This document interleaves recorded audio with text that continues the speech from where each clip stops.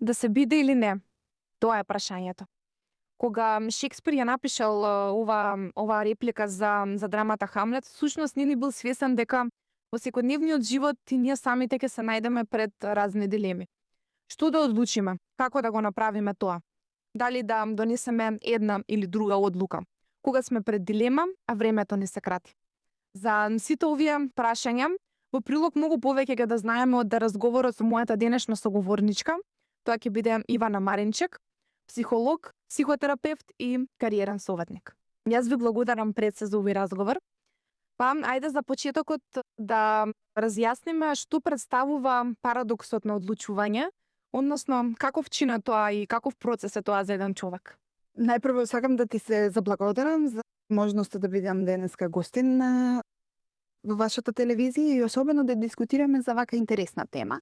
Заради тоа што парадоксот на изборот е навистина нешто кое што секојдневно се соочуваме. Тоа не е само поврзано со големите одлуки, туку и вклучително и со малите секојдневни одлуки, за кои што можеби не сме ни свесни.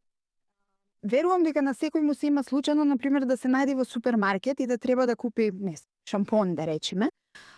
И наеднаш се наоѓам пред рафтот за шампони и има стотици. Во зависност од маркетот може да има од 10 до буквално стотици различни шампони. Едни се со, не знам, протеини на свила, другите со кашмир, за сува коса, за ваков скалп, за таков скалп и така натаму. И често пати да се најдеме парализирани под можноста за изборот. И токму тоа е парадоксот на изборот, кога имаме многу можности и кои што навидум тие можности всушност се тука за да ни го олеснат изборот, но всушност ни го закомплицируваат изборот и онда остануваме буквално парализирани што да изберем. Заради тоа што тука се случува нешто кое што го нарекуваме цена на изборот, а тоа е дека избирајќи една опција, сите останати всушност престануваат да постојат како можност. И сега кога се мали секојдневни одлуки, тоа не е страшно. Не е страшно да изберам шампон, па после да сватам дека не ми се допаѓа како мириса или дека не одговара баш за мојот скалп или за мојата коса. Поголем притисок се случува кога всушност носиме избори кои што се малце покомплицирани, кои што се многу поголеми, кои што се многу по животоодлучувачки. Еден од најголемите избори или два од најголемите избори се например изборот на кариера и изборот на животен партнер. Така да кога станува збор за такви избори, притисокот е уште поголем и тој парадокс на изборот станува уште поголем. Во суштина, тука станува збор дека колку повеќе опции има, толку всушност расти самиот притисок. И тука е стравот да не погрешам, што ако погрешам. Во нашето општество, особено кога зборуваме за изборот на кариера и оној притисок со кој што се соочуваат младите, постои голем притисок заради тоа што ретко кое семејство е отворено да му дозволи на детето да студира една година на еден факултет или да се трага или например една година помеѓу средни факултет да земи како година пауза, па да се обиде да го направи изборот. Нешто што например на запад не е толку чудно како избор. Но кај нас повеќе е притисокот дека после матура не морам да знам што сакам да запишам, доаѓа време за уписи на факултет и дека морам да се одлучам за факултетот. И сето тоа го прави изборот уште потежок, заради тоа што често пати се колку повеќе опции има, толку некој пат е потешко, заради тоа што мене пример може да ми оди англиски, ама ми оди хемија. Знае во кој правец да се придвижам.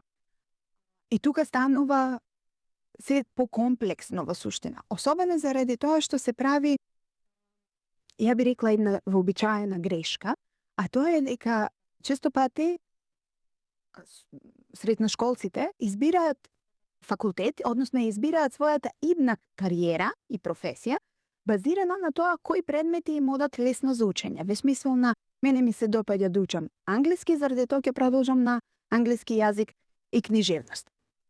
А при тоа, едно е јас да учам, друго е да го практикувам тоа како работа. Не значи дека ако мене англискиот ми се допаѓа како јазик и како процес на учење, дека мене професијата на преведувач или на професор по англиски ќе ми се допадне едноставно. Така да првиот совет со големите избори, особено со кариера е не избирајте што сакате да учите и него изберете што сакате да работи. Дали постојат некои конкретни техники или алатки кои што можеме да ги искористиме за да донесеме посигурна одлука и во контекст на тоа дали самиот процес на одлучување е вештина и дали тоа се учи со текот на времето? Апсолутно сметам дека заради тоа што станува некако збор за една животна вештина. Клучниот момент кога сме соочени со многу избори е да знаеме точно што бараме. Пак ќе се навратам на примерот со шампоните. Пример, ако јас знам дека барам шампон од камилица за сува и виткана коса, онда самата можност дека постојат толку многу избори, мене ми олеснува, заради тоа што шансата да го најдам тоа што точно мене ми треба е многу поголема. Така да ќе се вратам чекор назад во однос на кариерата. Истото и со изборот на факултетот или со изборот на кариера после факултетот, доколку јас имам јасна представа што сакам, уствари што барам. И сега тука е прашањето како да се поддржиме, односно како еден средношколец да се поддржи, да знае што точно бара за во сето море на избори да го најде тоа што му треба. Првиот чекор е да погледнеме кои се нашите интереси. Што јас всушност сакам. Второто е кога се замислувам како работам, што би сакал да работам. Дали сакам да работам со луѓе, сакам да работам во канцеларија, сакам да работам на терен, сакам да работам ремоут. Мислам, сега има многу опции. Значи, кој е тоа нешто во кое што некако јас се замислувам ми лежи. Второ би било, кои се мои вештини, кои се моите вештини, таленти, зашто јас сум добар. Заради тоа што може би сум добар за говорење, може би сум добар за поучување, тогаш некаква кариера која што ќе биде во едукација, небитно дали е тоа формална или некаков облик на неформална едукација, е добар избор или ми влегува некако во избор. Вториот чекор е всушност проверување на сето ова. Оти едно е јас што мислам дека доктор работи, или јас често се шегувам, едно е што јас мислам дека полициски инспектор работи базирано на сите CSI серии кои што ги гледаме на телевизија, друго е што всушност полициски инспектор работи. Или доктор, или хирург, или така натаму.